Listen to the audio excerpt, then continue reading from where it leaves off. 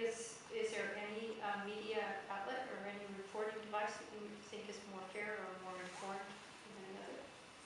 Island Tides. Yeah, it's, I tell you, I'm not it gives you kidding. more information than I'm any not other kidding. paper. I mean, It when does. you look at the corporate concentration of ownership in our media in Canada, Bell Media owns CTV and the Globe and Mail, and that's a big chunk of information. The 42 daily papers across Canada, including all 3 dailies in British Columbia, are all owned by Post Media, which is Godfrey, who was a partner of Conrad Black in forming the National Post in the first place. And Global is owned by Shaw and has a bunch of radio stations as well. There's Quebecor owns most of the commercial outlets. If you read French, Le Devoir. Le Devoir is an excellent paper. Le Devoir is probably the best newspaper in Canada, other than Island Tides. The best newspaper to read for information in general is probably the Guardian out of the UK. Yeah. The Globe and Mail is appalling, but I read it every day. I can't, work on it every day. I mean, the Globe and Mail ran an editorial attacking Andrew Weaver and me on Friday, and has refused to print our letters in response. You are joking. No.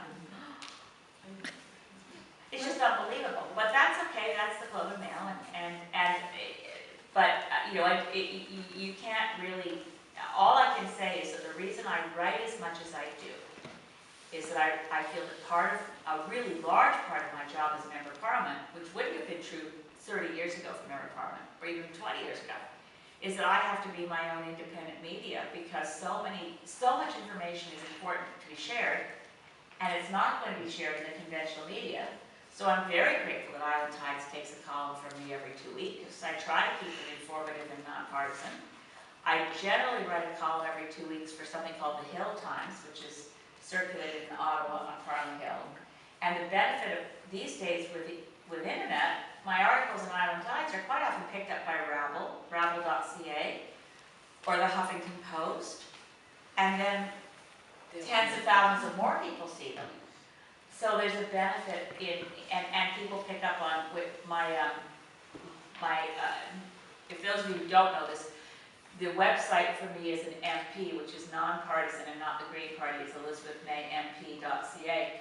But you can sign up there or here tonight for my electronic newsletter, and then all the articles I write end up in your inbox. And I'm very grateful if you help me in this sort of independent media effort by forwarding them to friends of yours across the country, or putting them on your Facebook page if you use Facebook, because there's so few outlets to tell people what's going on, whether about what's really happening in Parliament, what's really in the pipelines. I mean, Andrew Weaver in my press conference was about discovering, through a leak from someone very brave in the civil service, I don't know who, sent us the documentation that 2013 and 2014, $78 million was spent on research to help Enbridge.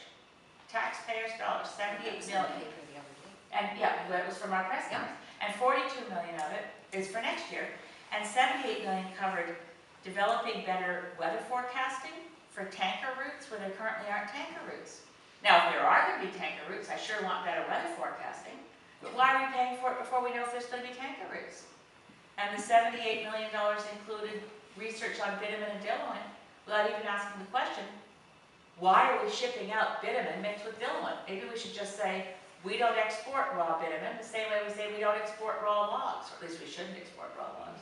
So it's frustrating to see the national media be so craven or fearful about the impact of Stephen Harper on their operations that they don't cover what's really going on, but they really don't. And CBC, I think, is so afraid of losing all their funding that these days, CBC covers the issues less adequately than CTV, the commercial network.